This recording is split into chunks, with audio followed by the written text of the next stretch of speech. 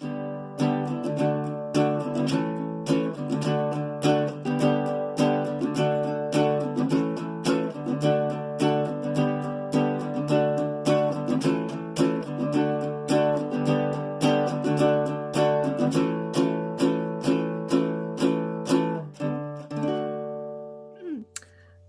everyone, and welcome to Crafty Chat. I'm Heidi, and I'm joined by Lucy and Nancy today.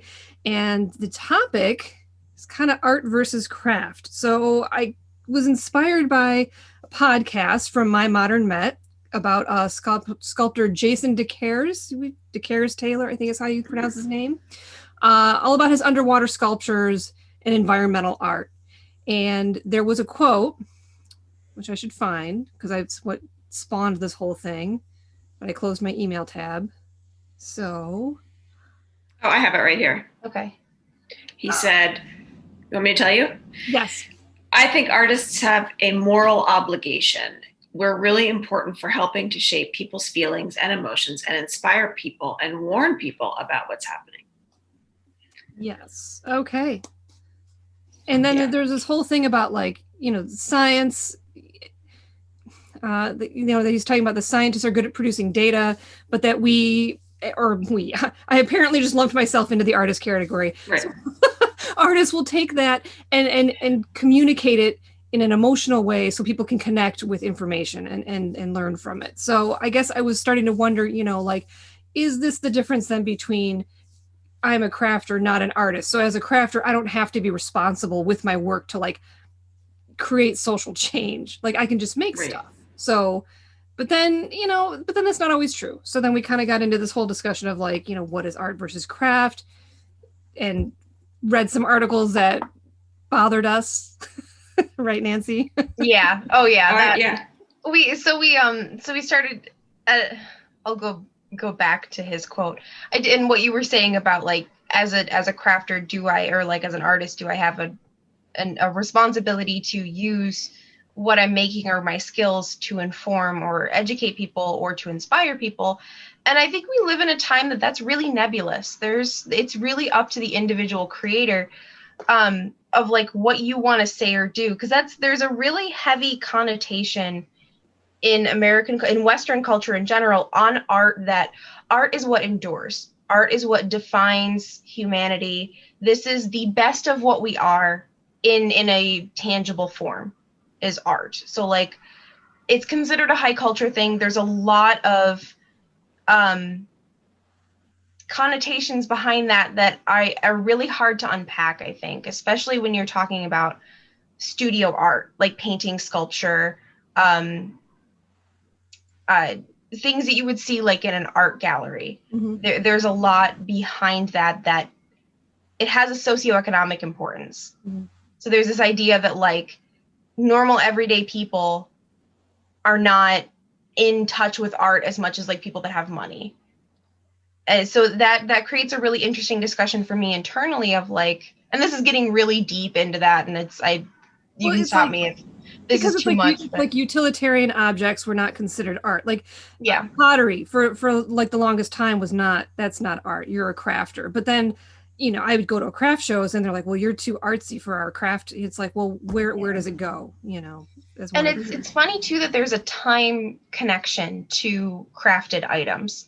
Mm-hmm. So pottery that survived from prehistory, or from, Egyptian pottery or Greek pottery or Native American pottery, those are considered art now. They're they have that connotation of, these are art items that were created for a utilitarian purpose by people to be beautiful. So it's almost like an double expectation of the things that we're creating can be utilitarian, but they also can be art. Mm-hmm. So it's a complicated thing, but we were talking about before the episode of some of the articles we were finding that were defining art versus craft were making us angry, or making me angry, because it was just the things that they would list of what quantifies art and what quantifies craft was just you're neither of these things. I can tell the person writing this article has never crafted and has never been an artist, because they're saying things art is all about innate ability, where craft is about a skill, or art is pure emotion and craft is a thing of the mind. When it's like, it's nebulous. I don't think you can quantify it in that way. So there were some things that were being listed of like, oh my God, what are you talking about? It was so to talk about like something a blacksmith does, because like sure, maybe like building like doors, gates is what the word is I'm looking for. Yeah. But like that can be a very artistic thing, but yet it's a craft. They're an artisan. So it's just, it's hard to do. I mean, do we even need to have a definition between the two? I don't know. Well, I think it does also historically come out of the fact that like craft items were items of the domestic sphere. Yeah. And truthfully, that was more often than not like a female space. Mm-hmm. And like a lot of history, there's things that, not to turn this into a whole discussion about this, but there are things that women have done behind doors that have also contributed equally to history. And so I think, I just wonder if that's part of it. I think some of the definitions are changing now too. I think that, there's like the idea of there's a cultural importance and a heritage in crafts, and like people are starting to go back to learning things, older crafts, as a means of preservation.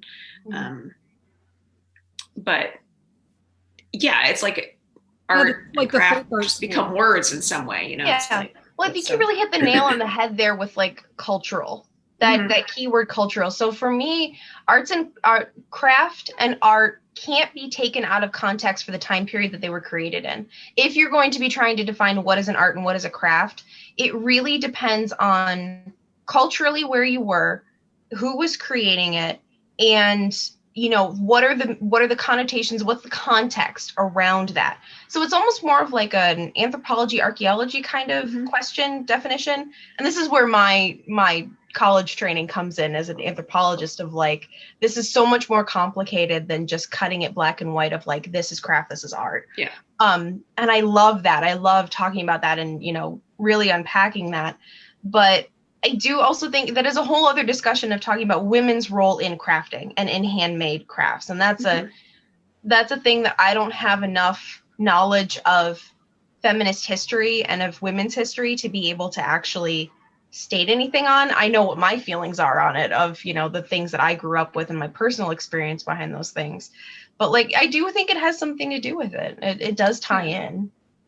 I mean, I think traditionally, like, if you look at the way history is studied, it hasn't traditionally been studied through like recipes. It is now, but recipes or clothing or a lot of crafts and places that were like a domestic, the domestic realm.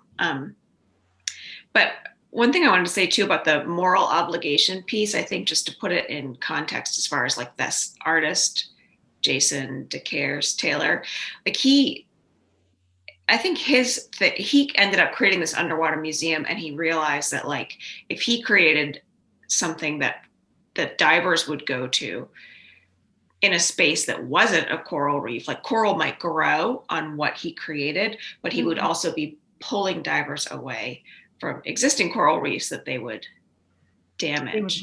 Okay.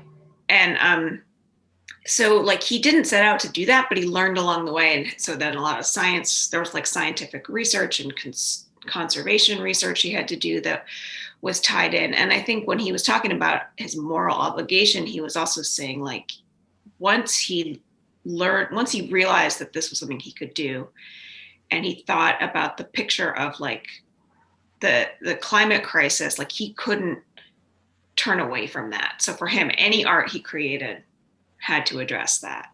Yeah. But I think that, and I don't know if there is an obligation to do that in crafting, but I do think there's a lot of ways that crafting can lend itself to that. Like we've talked on this podcast about mending things and from a mindfulness aspect, but when you're mending something rather than throwing it out and getting something new, Or you're also doing that. You're also participating in conservation, right? I mean, especially if you're going back and you're learning something traditional, like I'm going to actually learn how to darn something. So you're doing two things. You're learning a traditional craft and you're conserving, you're keeping something rather than throwing it away. Yeah, I would definitely agree with that. And it is kind of in an area where it's on the individual maker of what is your personal choice of how you want to go about the things you're creating, how you want to source your materials. Because especially within the last 5 years, that question of crafting and its oh God, I'm doing great with words today. The how you continue, like how does this sustainability? Sorry, the sustainability of your crafting and like how much goes into buying what's behind the scenes of the fabric that you're buying at the crafting store, or going to a chain store and buying something for a lower price versus buying it from a small maker. I'm seeing more of that and more discussions on the responsibility of crafters to really make ethical choices. I see it more. I see that mindset more with mending and with reusing items and recycling and that kind of that idea of reusing materials instead of buying new. And I think that's been a push, especially within the last 5 years. And it is kind of magical to see that. People doing that, how creative that sphere is. The first time that I saw this was actually in an art and fashion design exhibit that was run in Lansing when I was at MSU in 2009 or 2010, where it was a fashion design class was creating garments out of trash. So plastic bottles, a lot of plastic bags. And that was really interesting to go to because that was specifically framing fashion design in an art aspect of like, how can we make a social comment with art? Because again, I keep coming back to that in my head of like, Western culture has this idea that art should have a cultural statement, or it should mean something or be trying to say something or have some kind of message. Yeah, like, excuse me. Because one of the comments in an article is that art it moves people on an emotional level, whereas craft is more of like, it attracts you to the craft. It'll attract you to the object, but I was like, to say that craft doesn't move people on an emotional level, that's something that bothered me because I was like, I just so disagree with that. Yeah, and that was when I read that, I was asking myself the question of, who is it supposed to move? Because for me, creating things moves me on an emotional level, and I put a lot of emotional work into an item that I'm creating. But when I'm looking at art, that has the emotional feeling for me. So it's almost like the emotion originates from a different place. So it's viewer versus consumer type question. That's, yeah. So yeah, I think it's just it doesn't feel so black and white as like a lot of what, like Heidi, you shared articles with us where it was like columns and it's like art is difficult, craft is easy, which I took exception to. That doesn't make sense. And I don't think it can be broken down like that. But I also think, like, I don't know about you guys, but I don't sit down to knit a hat and think like, what am I trying to convey with this hat? And what is my moral obligation with this hat? But on the emotional side, if I'm making that hat for somebody, I'm certainly thinking about that person while I'm making it. I mean, so I don't think it's fair to say there's not emotion involved in it. It's just maybe not eliciting emotion in the same way. I don't know. It makes me think of when you just said knitting, though. It's just like, what about the people who were knitting codes into the object? So they were like sending messages via code. Oh yeah. I mean, so now is that art? I mean, it is. I think so. It's there's specific examples that kind of break the barrier or like break out of that box. Because I know I have the same feeling of like, when I sit down to knit something, the only emotion that I'm hoping to elicit in the person that I'm gifting it to is like gratitude or joy or comfort or something that's much more on a personal level. But then I think of examples of like, as divisive as they are and whatever your feelings are, for folks that are familiar with the 2017 Women's March, the Pink Pussy Hats, those were a political statement. Those were there was a lot of meaning behind those that I don't know the original creator intended, but it became a really divisive symbol and a unifying symbol. So it was really something that was a cultural phenomenon that was completely created by people who work with fiber. And I had never seen that before. And it was just so crazy to look at that and look at that whole process and remembering like there were knitting and crochet get-togethers at our local crafting stores to make those, to send them to DC for the Women's March. Mm-hmm. So like that is one key example to me that like breaks that mold. So you're right, Lucy. It's never black and white. I do think it's a case-by-case basis, and it's almost a personal decision. Yeah. I keep coming back to that in my head. I'm not really sure why, but I'm thinking now, then you're talking about those hats, and I'm also thinking about yarn bombing, which is like, I mean, it can be as simple as just putting up, like, wrapping part of a tree in your crochet or knit pieces. But it's also like, you're also creating, it's a piece of public art, right? Like there's a mailbox that I walk by all the time, and it's beautifully yarn bombed post. And there's another tree that I walk by that's been yarn bombed. And it's like, so those become for public consumption, mm-hmm. not to use, they have no use. Mm-hmm. So it's art, right? Like, I mean, but it's a craft, it's crochet.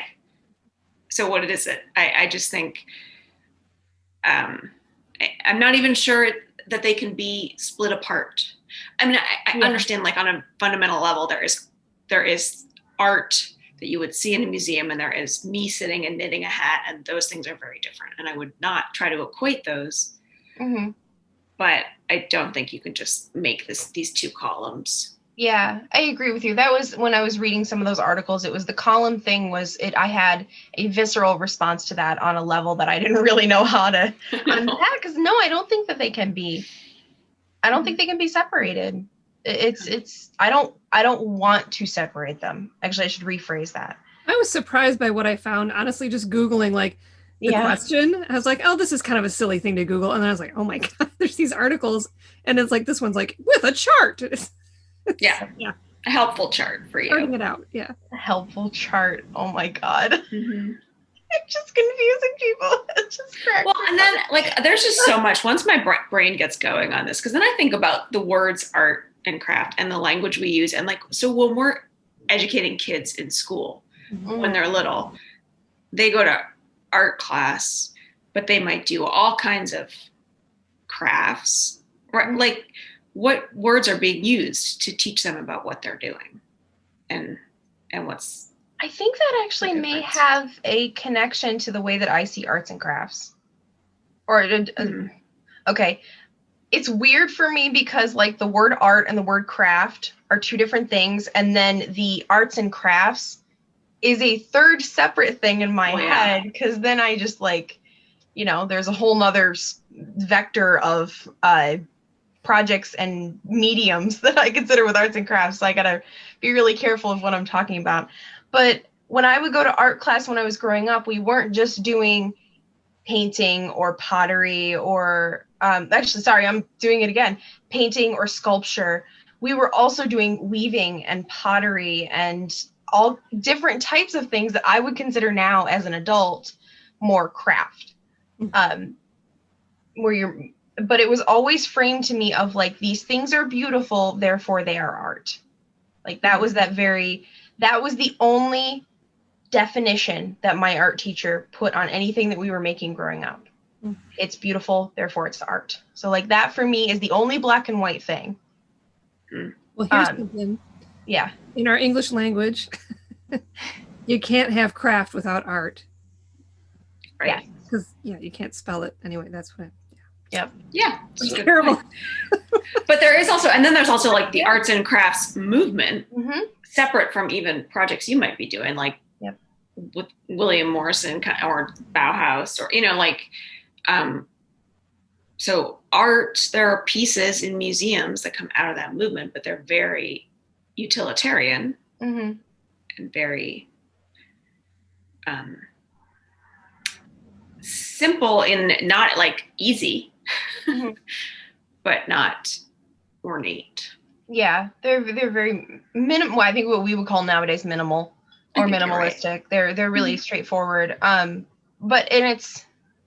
I was glad to have learned about the handcraft movement or the arts and crafts movement when I was an adult, because I really feel like that laid the groundwork for what I'm able to do today. So like, I don't think if American culture had not had the arts and crafts movement, we would not be in a place where like embroidery pieces are in art galleries. They're being used to make political statements or social statements, or weaving pieces are not considered high art now. They wouldn't show up in the Ann Arbor art fair like they have the past several years, or even things like wire sculptures that are trees, or like turning trees into wire would not be considered art. So I almost feel like I don't know enough about the arts and crafts movement. I'm kind of doing it a disservice by not knowing enough, but I do like how it's changed over time, and it is really interesting to me. And that quote you used, Heidi, was actually on my many list of work in progress or planned projects is going to be the basis of a back patch for another jacket that I'm going to embroider. So that's been my big soapbox since I really started heavily crafting within the last 6 or 7 years, is like, my craft is art. You were like, I'm going to scream this for as long as I can to anybody who's going to listen. So that was, my big project was, I'm going to do that. I'll be like a little billboard. Come talk to me about it. Like, so I can share another thing that I wrote as a quote from, there was a forum of people discussing, like, I was like, well, getcrafty.com. And this one poster, Devil Doll, great handle, said that, artists can be crafters and often are, but you don't have to be or think of yourself as an artist to be a crafter. So you can just be a regular person who thinks it's fun to make things, which is kind of how I feel most of the time. Yeah, exactly. Yeah, exactly. And so I really just, I enjoyed what they said there. I was like, yeah, that sums it for me.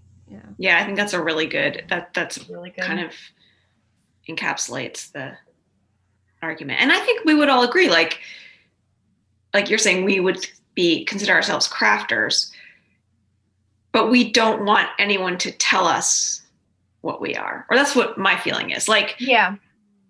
Or to tell anybody else what they are based on what they're doing. It should be up to the individual crafter or artist to, I guess, decide, right? Like, I don't know. I mean, I would agree with that. And I think it's something where when you're making anything, having somebody from the outside tell you what it is or isn't is almost offensive to what you're creating. Yeah. Because it's, but then again, I get really irritated about that with anything where somebody's trying to tell me of like, no, you are this or this. Like, it's never that simple. But no, I think it's an individual decision. I agree with that. It's, I don't want to be told what I am and what I'm not, or what I'm creating is or isn't. Right. And I would never do that to somebody else. Yeah. Because it's really whatever you want it to be. Mm-hmm.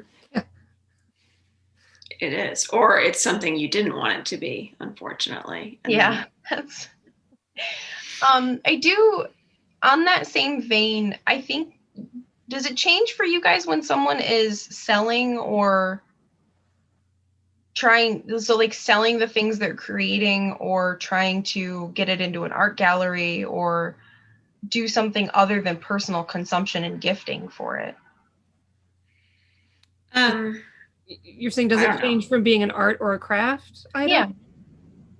No, I mean, I struggled with that as being a potter. I mean, I was selling it, so it's, to me, it was still a craft for what I was doing, but because I didn't feel like I was making any great big statements with my work, so that's something that always kind of hung me up, I guess.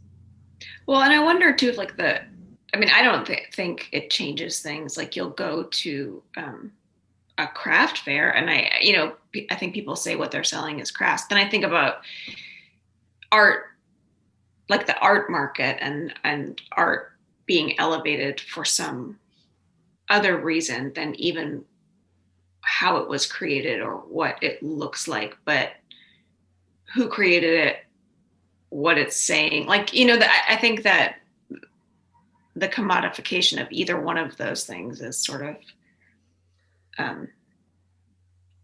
Although I I feel don't like know. with objects, sometimes with craft objects, it's more of maybe it's not the emotional level, but I feel like a lot of it promotes mindfulness. Like a lot of us kind of go in that direction. Like especially when you have an object that's a mug, it's utilitarian, but it's like this thing that was handcrafted. It's like you take a different moment with having that cup of tea than you would with something else. So. Yeah. And the reason why I ask that, because I have this conversation with my partner a lot of when you're thinking about media, specifically like movies, books, TV shows, things that you consume as entertainment, there's always this discussion in that realm of what is the meaning that you're getting from it and what is the meaning that is intended by the creator. And we talk about this the most with books. So literary stuff of, who's right? Like there's always that question of, from other people that I'm seeing, of which has the louder voice, which is more important. Is it the intent of the creator, or is it what the consumer gets out of it? So like you said, with a hand thrown mug that you're purchasing from a potter, is their original intent for creating it more important than the emotional and psychological pleasure or beauty that you see in it? Or when you're thinking about something that's less useful, like a painting, is the artist meaning a louder voice than the emotions that it elicits in you? And this may be a complicated question or like a really deep question, but it is, because I think I just wanted the $10, man. I just want to pay my bills. But and then and on the other hand, like if you're creating something and you're putting it out there in the world, I think about this with books a lot. Like the author might have an intention and a like meaning that they're trying to convey. If you get other meaning from that book that they weren't trying to convey, that's still real. That exists. Like that's what you got out of it. Like, so you can't erase that. You know what I mean? Like if someone sees a piece of art and they see something different than what the artist was trying to convey to them, that's still important, and it's still in that piece of art because somehow something in that piece of art elicited that reaction in that viewer. So I don't know. I mean, it's just like maybe you create something and you put it in the world, you have to let go of it a little bit. I don't know. That's a whole other discussion. And that right there, actually, that's interesting, because I do kind of feel that way with anything that you're creating.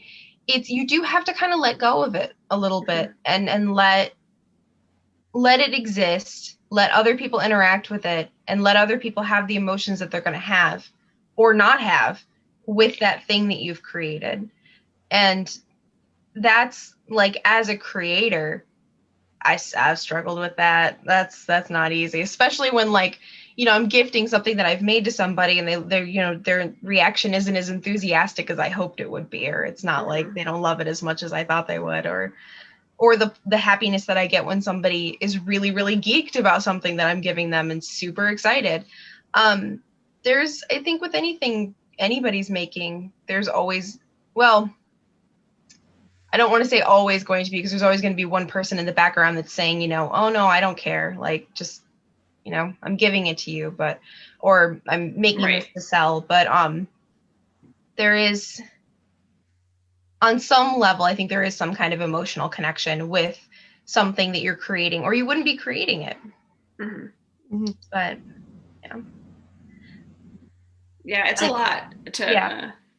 I also had this thought while you were talking, Lucy, of like, we don't have these deep philosophical discussions about like economics or like the psychological connotations and the cultural connotations of economics. That's like the really cool thing about art and creating and crafting like we do, is that it really brings up some deep stuff. You can really dive into it, and it's multi-level. It's got a lot of layers, like onions. Or parfaits. Perfect. We watched Shrek over the weekend, so that's in my head. There you go. It's just very funny. I might have to use that though in our description. That this is. I use that concept. It's a many-layered topic, much like a parfait. Yes. Yeah, that's my brother and I like to quote movies to each other and then yell from across the room, "What's the movie?" Or oh God, no, what were we saying? I can't remember. It was just one word that we yell at each other of like, "Give me, what is it from? Tell me what it's from." If you get it wrong, he gets a pillow thrown at him or something. Just the dumb things that siblings do, but it's very fun. Yeah. Well, yeah. So, hey. I think we've kind of brought the discussion to kind of a natural close. Oh, definitely. Yeah. Thanks for jumping in on my. I felt like it was kind of random. I'm like, hey, here's this idea. Talk about. Yeah, but once we started talking too, my mind's like, well, wait, another thing. So it's a good topic. It actually felt a lot more organic than a lot of the stuff that we've talked about in the past, where we have like a plan walking in. So this felt a little bit more like a discussion that we would have over a round table at work, or on our lunches. So that's been really nice. Thank you for bringing up the topic, Heidi. It was really fun. Yeah. But yeah, that concludes episode 32 of Crafty Chat. Thank you everyone for joining us. We'll be back in 2 weeks with episode 33. We'll have a special guest for that episode. Our coworker Amanda will be coming in to talk about some of the things that she creates. And I'm not going to tell you what it is. You gotta wait for the episode. So in the meantime, stay safe, stay healthy, and don't forget to love each other. Bye, everyone.